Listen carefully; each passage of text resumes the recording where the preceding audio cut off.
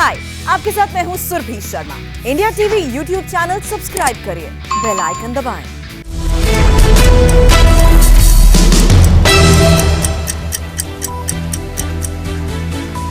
नमस्कार, मैं हूं अमित पालित। सुबह 9 बजे की 9 बड़ी खबरों में आपका स्वागत है। शुरुआत कर रहे हैं इस वक्त की सबसे बड़ी लेकिन दर्दनाक खबर के साथ। अफगानिस्तान से तालिबान के अत्याचारों की दिल दहलाने वाली रिपोर्ट आ रही है। बगलान सूबे के अंदराब की महिलाओं का एक वीडियो सामने आया है, जिसमें महिलाएं आरोप लगा रही हैं कि तालिबानियों ने 4 महिलाओं का कत्ल कर दिया, एक बच्चे को भी मार डाला, कुल 6 लोगों की हत्या कर दी गई। वीडियो में महिलाएं ये भी आरोप लगा रही हैं कि बगलान सूबे से भाग रही लड़कियों और महिलाओं को तालिबानी लड़ाके किडनैप करके ले जा रहे हैं। अंदराब घाटी में नॉर्दर्न अलायंस तालिबान से लड़ाई कर रहा है, इसलिए तालिबान निहत्थे लोगों को निशाना बना रहा है। دو تا سه چهار دانه زن یک تا مرد پیر اشتکار یک دانه را لکشناباد بیدت کردن نگرفتن رفتن به قبرستان. زنا را هم ترسیدیم در آمدیم دیگه. های سایاد هم زنا را اسیر گرفتن رفتن. از دولتتون چی خواست دارین شما؟ ای دولت ما چی خواست؟ اگر دولت خمه ما به این حالت نمیرسیدیم. तो आपने सुना कि किस तरह से ये महिलाएं बता रही हैं कि किस तरह से जुल्म किया जा रहा है, किस तरह से महिलाओं को मारा गया और किस तरह से महिलाओं को जो भाग रही हैं जान बचाने के लिए किडनैप करके ले जाया जा रहा है। एक बार फिर से सुनिए इन महिलाओं का दर्द जो उन्होंने तालिबान के जुल्म को देखा है। دو تا سه چهار دانه زن یک تا مرد پیر اشتکار یک دانه را لکشناباد بیدت کردن نگرفتن رفتن به قبرستان. زنا را هم ترسیدیم در آمدیم دیگه. های سایاد هم زنا را اسیر گرفتن رفتن. از دولتتون چی خواست دارین شما؟ ای دولت ما چی خواست؟ اگر دولت خمه ما به این حالت نمیرسیدیم.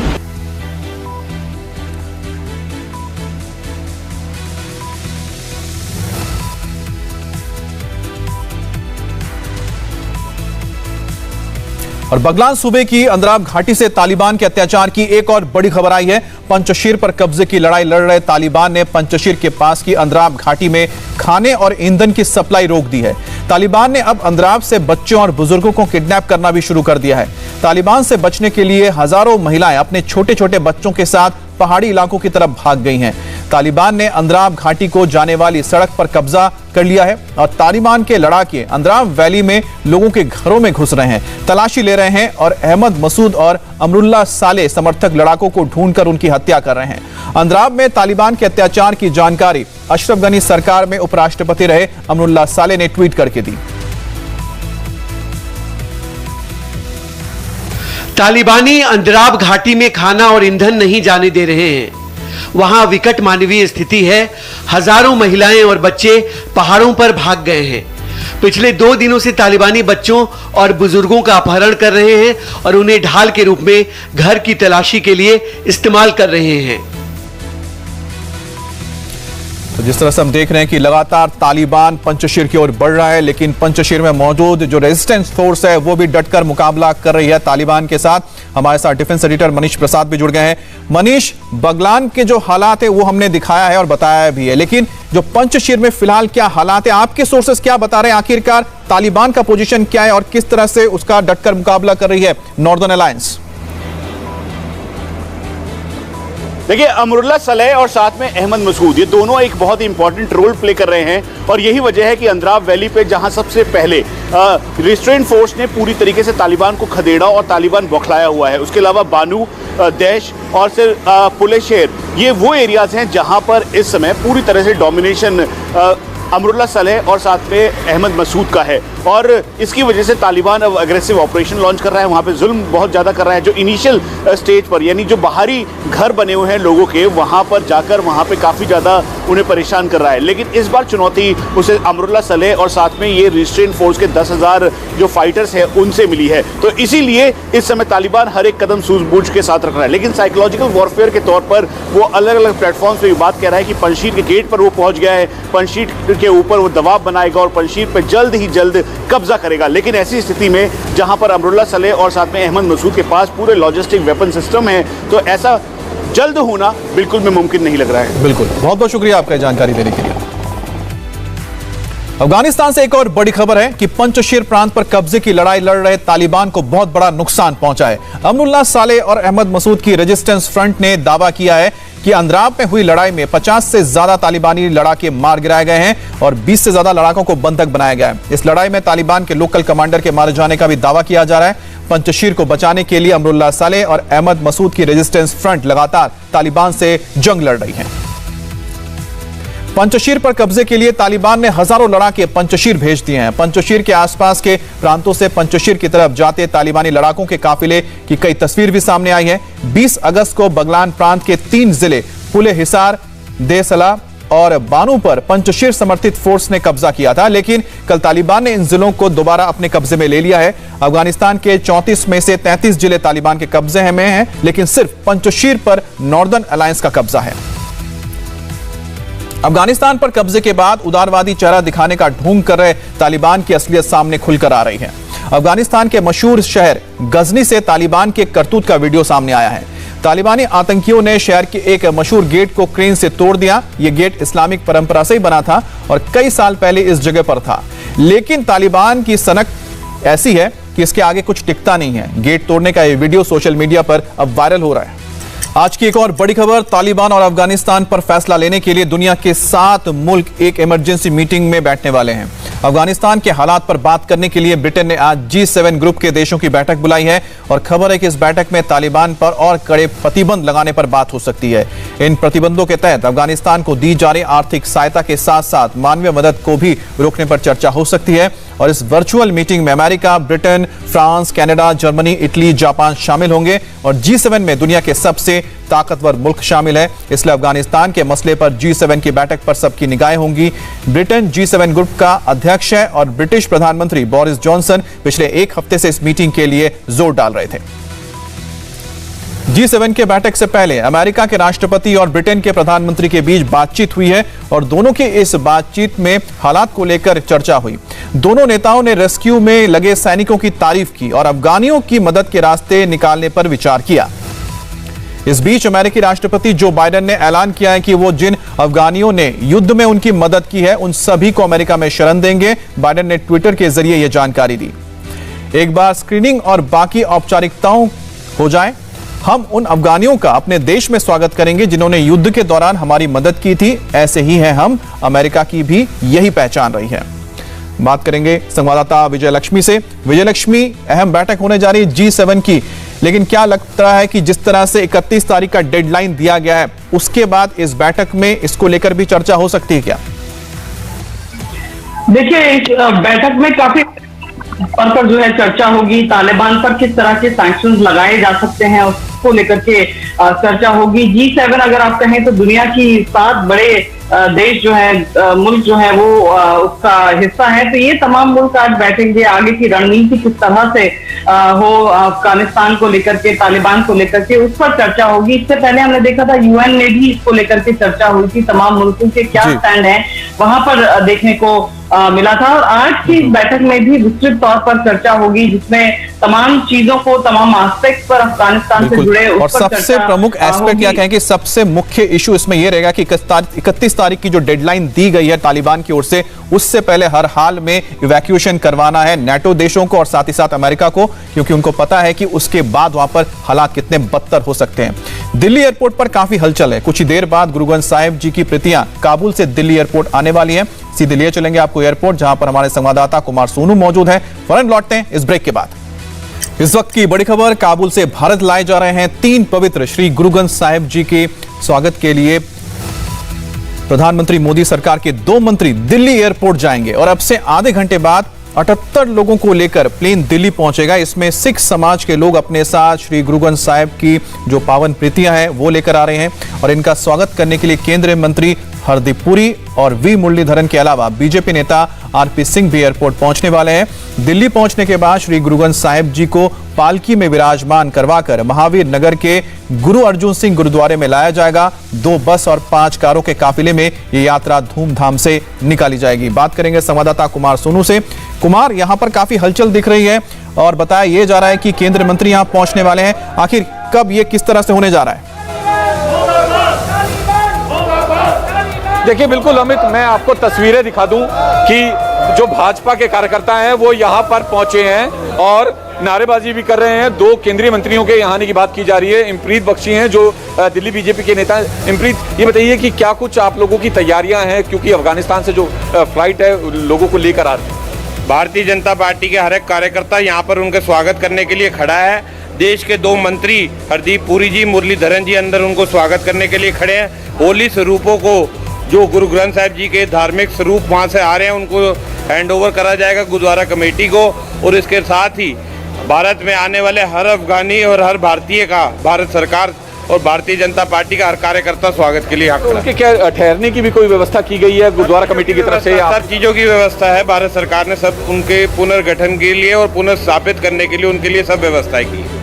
तो ये आप देखिए कि तमाम व्यवस्था जो है वो किए जाने की बात की जा रही है। फिलहाल आप तस्वीरें देख लें कि तमाम जो भाजपा के कार्यकर्ता हैं यहाँ पे पहुंचे हैं। 2 केंद्रीय मंत्रियों के यहाँ पहुंचने की बात की जा रही है, क्योंकि 3 गुरु ग्रंथ साहिब के स्वरूप जो हैं वो अफगानिस्तान से हिंदुस्तान की राजधानी दिल्ली लाए जा रहे हैं। तो ऐसे में उनको रिसीव करने के लिए खुद केंद्रीय मंत्री जो है यहाँ पर पहुँच रहे हैं। फिलहाल 10 बजे के करीब का समय है कि 10 बजे के करीब जो है फ्लाइट लैंड करेगी और उसके बाद उसमें जो अफगान नेशनल और जो हिंदुस्तानी सवार होकर यहाँ पर आ रहे हैं, हिंदुस्तान की राजधानी पर में उतरेंगे, हिंदुस्तान की जमीन पर कदम रखेंगे, उन पावन गुरु ग्रंथ को लेकर और उनको रिसीव करने के लिए खुद जो भारत सरकार के 2 बड़े मंत्री हैं वो खुद मौजूद रहेंगे एयरपोर्ट के अंदर। जी सोनू, एक बार आप लोगों से बात कीजिएगा और ये जानने की कोशिश कीजिए कि आखिरकार किस तरह से जो आने वाले हैं पवित्र गुरु ग्रंथ साहिब, उनको किस तरह से ले जाया जाएगा और कहां पर इन्हें रखा जा रहा है, और साथ ही साथ जो सिख समुदाय के लोग आ रहे हैं और जिस तरह से हिंदू समुदाय के लोगों को वहां से बचाकर लाया जा रहा है, उसको लेकर जो कार्यकर्ता है वो क्या सोचते हैं और क्या उनकी बातचीत हुई है जो लोग वापस आए हैं? देखिए बिल्कुल लोगों से बात करेंगे, इनसे भी बात करते हैं। बाबू जी, ये बताइए कि जो लोग आ रहे हैं, तालिबान ने जिस तरह की बर्बरता दिखाई अफगानिस्तान में जो स्थिति है, क्या कुछ कहेंगे आप लोग अफगानिस्तान की मौजूदा स्थिति?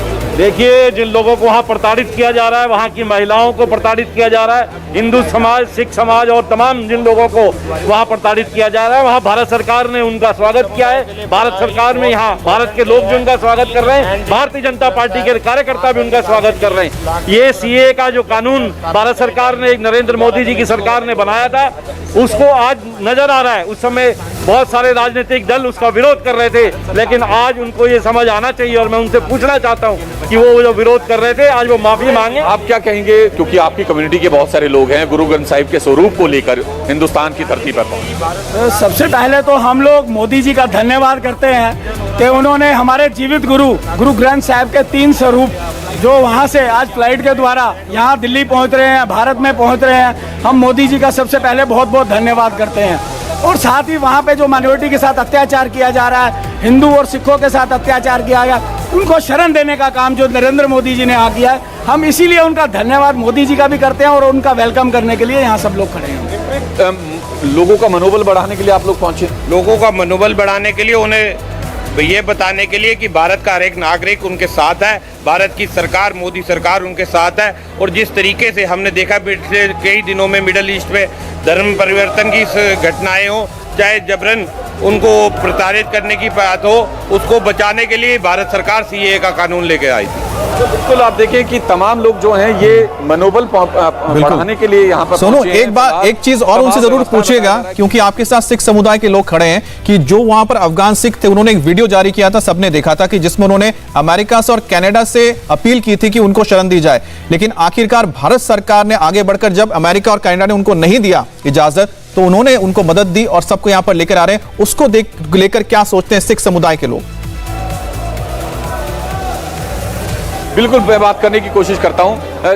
भैया क्या नाम है आपका? मेरा नाम जसप्रीत है। जो सिख समुदाय के लोग हैं जो अफगानिस्तान में फंसे हुए थे, कनाडा से और अमेरिका से अपील की थी उन्हें कि वहाँ से रेस्क्यू किया जाए, लेकिन भारत सरकार ने ये बड़ा कदम उठाया, क्या सोचते हैं आप इस बारे में? मैं एक चीज़ बताना चाहूँगा, लगभग 60 जो देश हैं वो मुस्लिम देश हैं। जहाँ तक हम 200 से ज़्यादा देश हैं, उनमें 60 देश मुस्लिम देश हैं। किसी अफगानी जो वहाँ का जो नुमाइंदा है, उसने किसी मुस्लिम देश में शरण नहीं ली। इवन जो अफगानिस्तान के मुसलमान भी हैं, उन्होंने भी अपील करी हिंदुस्तान सरकार से, क्योंकि हिंदुस्तान ही ऐसी जगह है जहां व्यक्ति अपने आप को सुरक्षित मानता है कि मैं यहाँ आऊँगा तो मैं सुरक्षित रहूँगा, यहाँ मेरे धर्म के और मेरे पूरे अधिकार मेरे को मिलेंगे। ऐसे ही जो वहाँ पे जो अल्पसंख्यक समुदाय है, बेशक वो हिंदू हों और सिख हों, पहले जो सिख और हिंदू बहुत बड़ी आबादी में थे, मगर ये तालिबान और आतंकवाद के चलते वो पहले भी हिंदुस्तान में उन्होंने पलायन किया। मैं आपको बताना चाहूँगा लगभग 21,000 अफगानिस्तान जो शरणार्थी हैं वो आज की डेट में हिंदुस्तान में शरण लिए हुए हैं, और नरेंद्र मोदी सरकार ने बाहें फैलाकर उनका स्वागत किया है। जैसे कि जो सीए जिसका लोग विरोध कर रहे थे कानून का, इस सीए कानून की, सिटीजन अमेंडमेंट एक्ट कानून की आज कीमत पड़ रही है कि आज का जो माहौल वहाँ पे तालिबान ने जो कब्जा कर लिया है, आज के माहौल में इस कानून की कीमत पड़ रही है। हम देख सकते हैं कि कैसे वहाँ पे जो अल्पसंख्यक समुदाय है, जैसे हमारे जो गुरु ग्रंथ साहब महाराज के जो स्वरूप बाइज्जत जो लेके आए जा रहे हैं, हम हिंदुस्तान वासी, हम भाजपा के लोग उनका बाहें फैलाकर स्वागत करते हैं। आप हिंदुस्तानी हैं, बहुत सारे लोग आपकी कम्युनिटी के वहाँ पर फंसे हुए थे, कई देशों से अपील की, कनाडा से अपील की, अमेरिका से सरकार से अपील की, लेकिन भारत सरकार ने पहल की। देखिए ऐसा है, तालिबान ने दोबारा अपना वही खौफनाक और आतंकवाद का जो रूप है वो दोबारा से बना लिया है, और ये बहुत ही पूरे वर्ल्ड के लिए बहुत ही खतरा है। और जिस तरीके से वहाँ पर मंदिर और गुरुद्वारे भी सुरक्षित नहीं रह गए हैं, इसके लिए हमारी मोदी सरकार ने सबसे पहला एक स्टेप लिया।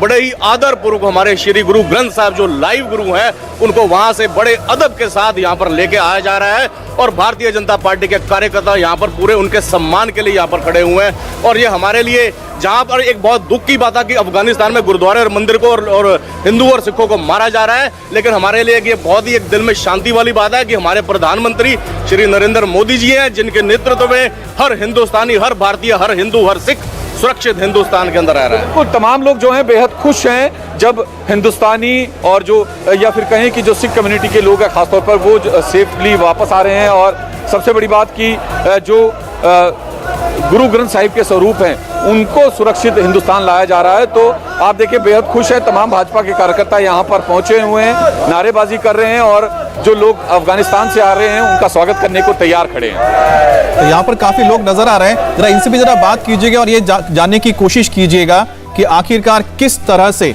यहाँ पर जो भारत में लोग इंतजार कर रहे हैं स्वागत करने के लिए, दिल खोलकर, जो बड़ी मुश्किलों के बाद अफगानिस्तान से भारत पहुंचने वाले हैं। आपके पास सुनो, हम लौटेंगे, लेकिन उससे पहले आपको बता दें कि दिल्ली के जिस गुरुद्वारे में गुरु ग्रंथ साहिब की 3 प्रतियां रखी जाएंगी, उस गुरुद्वारे की पहली मंजिल पर प्रतियों को रखने के लिए एक व्यवस्था की गई है, और इसके बारे में बता रही है हमारी संवाददाता विजय लक्ष्मी। ये रिपोर्ट देखिए। दिल्ली के गुरु अर्जुन देव गुरुद्वारे में इस वक्त हम खड़े हैं। इसे यहाँ पर काबुली वाला गुरुद्वारा भी कहा जाता है, और वो इसलिए कहा जाता है कि 90 के दशक में काफी सारे सिख अफगान शरणार्थी भारत आए और उसके बाद ये गुरुद्वारा उन्होंने बनाया।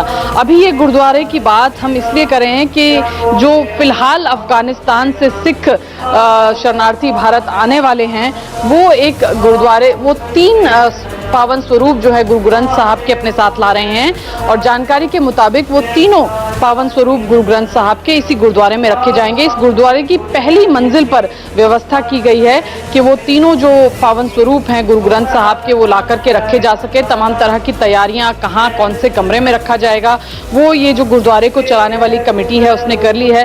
फिलहाल यहाँ पर पाठ चल रहा है। ये वो इलाका है दिल्ली के तिलक नगर के आसपास का, महावीर नगर का ये इलाका है। यहाँ पर अफगानिस्तान से जो पहले सिख शरणार्थी आए वो यहाँ रह रहे हैं। कुछ सिख शरणार्थी जो है वो 90 के दशक में आए, उसके बाद से भी लगातार सिख शरणार्थियों का अफगानिस्तान से यहाँ आने का दौर जो है वो जारी है। और अब ये जो तमाम सिख अफगानिस्तान से आ रहे हैं, काबुल से भारत आ रहे हैं, वो भी यहाँ पर आएंगे, और ख़ास तौर पर जो पावन स्वरूप है गुरु ग्रंथ साहब का, 3 पावन स्वरूप गुरु ग्रंथ साहब के वो यहाँ पर लाए जा रहे हैं, इसी गुरुद्वारे में रखे जाएंगे। इसके अलावा इन तमाम अफगानी सिख शरणार्थियों के रहने की व्यवस्था जो है वो दिल्ली में 2 गुरुद्वारे करे हैं, गुरुद्वारा बंगला साहब और गुरुद्वारा रकाबगंज साहिब में। इनको रोकने की व्यवस्था जो है वो पूरी सिख गुरुद्वारा प्रबंधक कमेटी द्वारा जो है वो की जा रही है। जानकारी के मुताबिक 125 के करीब सिख समुदाय के लोग हैं जो भारत पहुंचेंगे आने वाले कुछ दिनों में। जानकारी इस तरह की आ रही है और गुरु ग्रंथ साहब के 3 पावन स्वरूप के साथ वो दिल्ली पहुंचेंगे और दिल्ली के इसी गुरुद्वारे में जो कि दिल्ली के महावीर नगर में है, गुरु अर्जुन देव जी गुरुद्वारा, यहाँ पर रखे जाएंगे। कैमरा पर्सन रोहित चौधरी के साथ विजयलक्ष्मी, इंडिया टीवी, दिल्ली। और थोड़ी देर में प्लेन दिल्ली एयरपोर्ट पर लैंड होने वाला है और जैसे ही प्लेन ये लैंड होगा उसके बाद प्लेन में मौजूद गुरु ग्रंथ साहिब की जो प्रतियां वो बाहर लाई जाएंगी। उसके स्वागत के लिए बड़ी तैयारी की गई है। केंद्रीय मंत्री वहां पर मौजूद हैं। इसको लेकर और भी अपडेट आ रहे हैं, आपको बताएंगे इस ब्रेक के बाद।